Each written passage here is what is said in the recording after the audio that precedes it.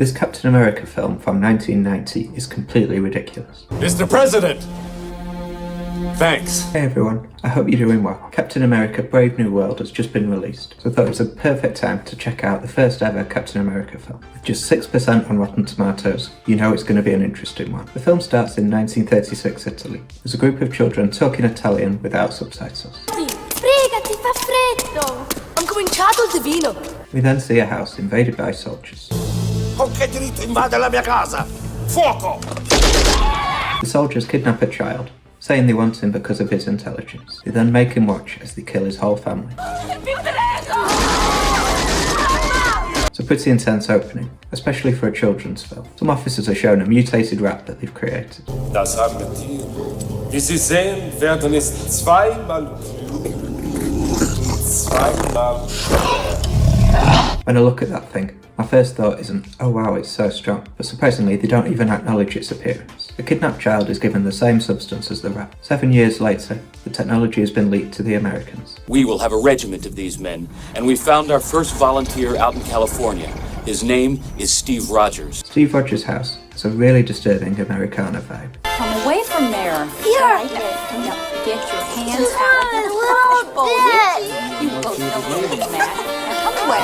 Now help me. It reminds me of the town in Edward Scissorhands, where everything is so normal that it becomes strange. Unlike in that film though, I don't think it's intentional here. The scientist picks up Steve from the party, and a week later he undergoes the transformation. Unusually, they compare him to his DC rival. He may not be Superman, but he'll be a living symbol of what this country stands for. The transformation itself is really underwhelming. He looks exactly the same afterwards. Unfortunately, the Germans managed to infiltrate the lab. Congratulations.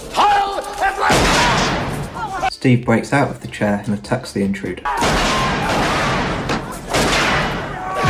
They only said the procedure would make him stronger and more intelligent, not bulletproof. This creates the same problem that Superman films have. If a hero is indestructible, there's nothing at stake in any of the fights. They then introduce the iconic uniform, with what feels like on-the-nose foreshadowing. You got that crazy fireproof uniform Dr. Vaselli made up for you. They're practically winking at the camera, it's ridiculous. Know what I mean? Know what I mean? Nudge, nudge, know what I mean? Say no more. Strangely though, there's no point in the film where he needs to be fireproof. Maybe they cut a scene and forgot to change that line. It's really weird. The captain parachutes out of the plane and approaches a Nazi base. I haven't been given any information about what the mission is, so it's really hard to feel excited about it. If I were breaking into a military base on my own, I'd probably go with a stealth approach. The captain doesn't do that though, and he begins by taking out a tower.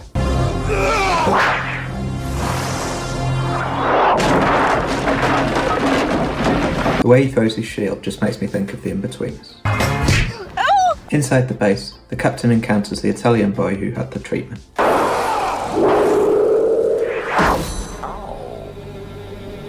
So the same thing happened to him as happened to the rat. They don't bother explaining why that didn't happen to Steve Rogers. He's known as the Red Skull, which is the same villain as the first Captain America film from the MCU. For some reason, he speaks like Dracula. Good, an American. Just when I am needing help on my English lessons. The two of them fight hand to hand, while numerous guards stand around doing nothing. Red Skull then does the typical villain move, telling the hero his plan. The big bomb is going to the... how you say, Casabianca? White House. He also mentions pursuing power himself. Do you think I could be president of the United States someday? He couldn't be worse than we've got now. I only got a bit political, didn't I? The rocket ends up launching with the captain attached.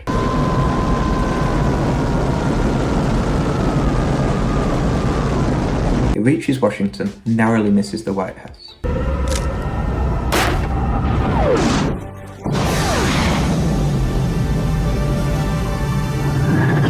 Even by 1990 standards, it looks ridiculous. The missile eventually lands in Alaska.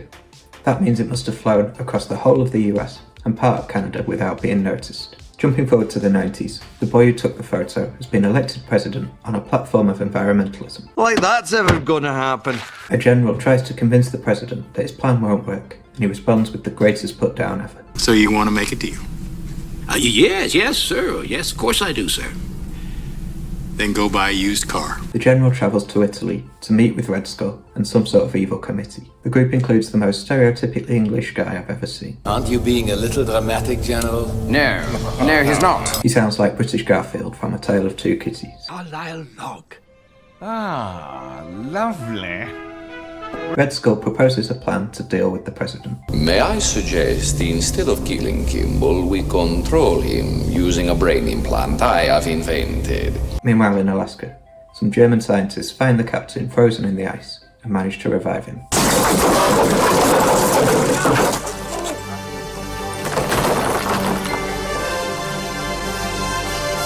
The German expedition in Alaska seems really unlikely. I'm guessing they included that to show that modern Germans aren't evil, but it doesn't really make any sense. The captain fled, but the Germans managed to take a photo of him. This appears in all the newspapers, leading both Red Skull and the president to look for him. He's pursued by a biker and manages to take her out.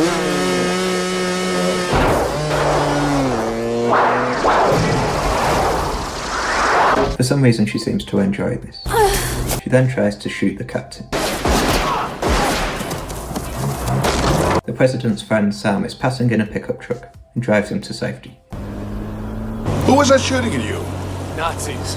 The captain doesn't realise how long he's been frozen, and he refuses to believe it. I saw a movie once where they tried to do this to some English spy. Fake newspapers, fake radio, the whole thing. In a drawn-out exposition scene, Sam explains that Red Skull is still alive. He had extensive plastic surgery. We know that he is a kingpin in a powerful international cartel. The cartel is an agreement between companies to fix prices.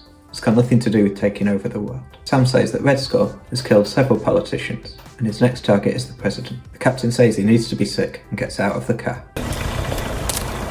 Are you okay? Yeah. Hold it! No, wait. This is before mobile phones, so you'd be properly stuck if you were left at the roadside. The captain abandons the pickup when it runs out of fuel and breaks into a truck to continue his journey. He travels to his girlfriend Bernice's house and is reunited with her as an older lady. This can't be real. It is.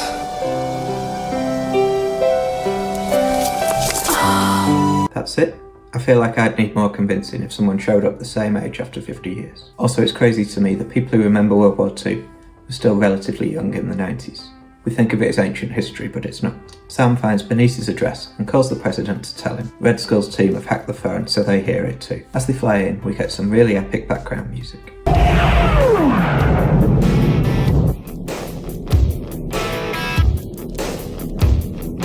I love 80s pop rock, this is exactly my thing. I'm not sure if it was written for the film, or if it's an existing song. If you recognise it, let me know in the comments. Sam is the first to arrive at Bernice's house. I don't know who you are, but I'm not interested in anything you're saying. Listen, please, I'm on your side. I can prove it to you. I've just got to...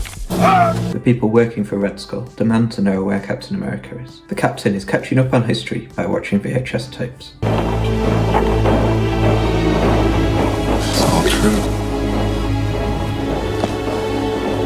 Everything you said was true. I don't know why this convinces him. He believes that newspapers can be fake, but if it's in a film, then it must be true. Bernice is killed in the attack, and her husband goes into a coma. Captain goes with their daughter Sharon to the hospital, where they turn on the TV at the perfect moment. We interrupt for this special report. At approximately 11:49 Eastern Standard Time, the President of the United States was abducted from his hotel in Rome. They go back to the lab where the captain was given the treatment to look for the doctor's diary. They manage to find it and hide just in time for Red Skull's henchmen arriving.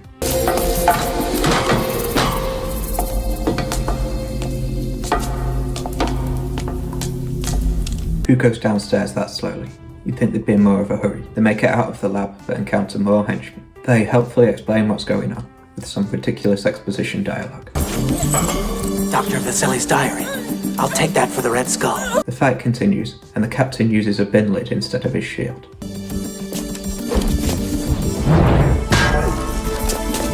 Captain America's shield is designed specifically for combat. You can't just throw any object in a disc shape. Fighting goes on for a while, and the scene is way too dark. Where is he? Where's the Red Skull? I don't know nothing. I really hate the garish colour palette of the MCU, but at least you can see what's happening. The captain recovers the diary and leaves with Sharon. Over in Italy, Red Skull explains why they still have time. Those chemicals have to act on the brain for 24 hours before the tissues become receptive to the implant. The captain and Sharon are also in Italy, and the captain uses the car trick again. Could you pull over for a minute? I think I'm gonna be sick. Clearly the writer was so proud of it they wanted to include it twice. Captain America arrives at the house and lives up to his name by insisting on speaking English. Cosa volete? Speak English? I was wondering. Who needs other languages? Just speak slowly and clearly. I hope you're enjoying this video. If you are, please like, subscribe and share with your friends. That way you'll never miss when I upload. Luckily Sharon turns up out of nowhere to help. Buongiorno! Mi dispiace disturbar. The new owners of the house have a box of items that were left. These include a tape recording of the killing of Red Skull's family. Sharon and the captain then head to a cafe, where they're attacked again.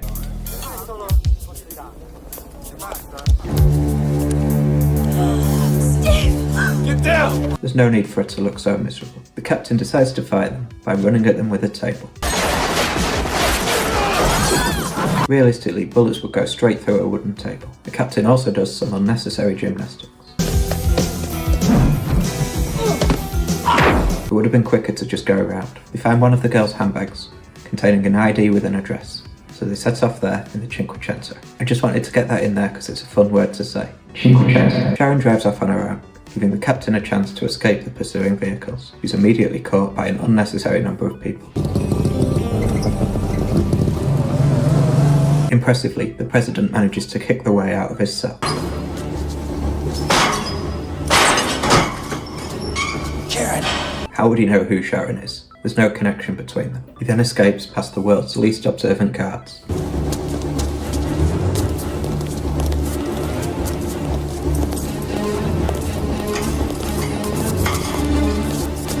It's like when a toddler is rubbish at hide and seek, and everyone has to pretend they can't see them. Eventually he's cornered, and he decides to sacrifice himself. Really need me for your little plan, don't you? Of course. Then you can't win. The president then reveals to the captain that they've met. You were the little boy? I've been waiting for this moment for a long time. Gee whiz. Surely Sam would have mentioned that when they were driving. As they try to escape, they're shot at again.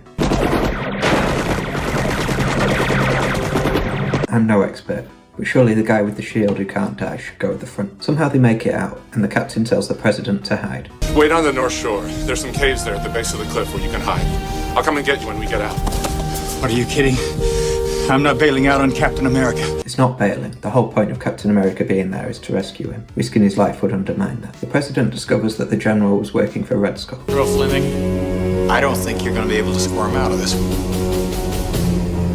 Really? Finally, the captain and Red Skull come face to face. Come to me, my brother. Let us see if this heart of yours is stronger than my hate. I found this moment really underwhelming. The two main characters finally meeting should be really significant. Like the diner scene in Heat, this scene seems to completely lack any kind of tension, rather than a one-on-one fight. The scene kicks off with the guards and the president fighting.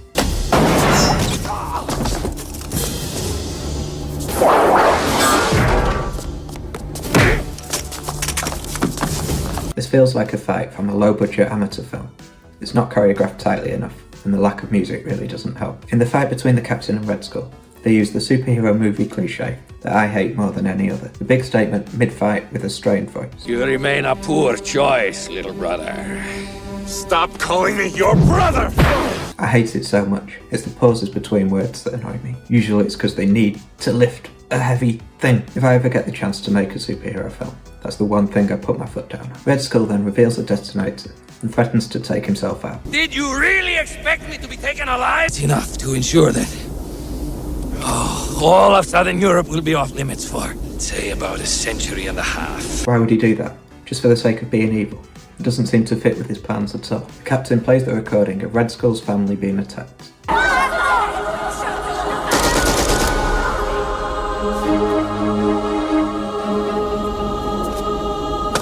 He finally takes him out with a final throw of the shield. We are both tragedies. Speak for yourself.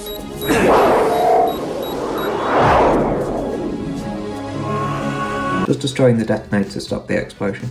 Surely they'd need to disarm the bomb. The film ends with the president managing to enact his plan. In Rome today, 116 nations agreed to an environmental protection treaty. Ridiculous ending. It's like they forgot they were trying to promote a message and had to stick it in the edit, so that's it.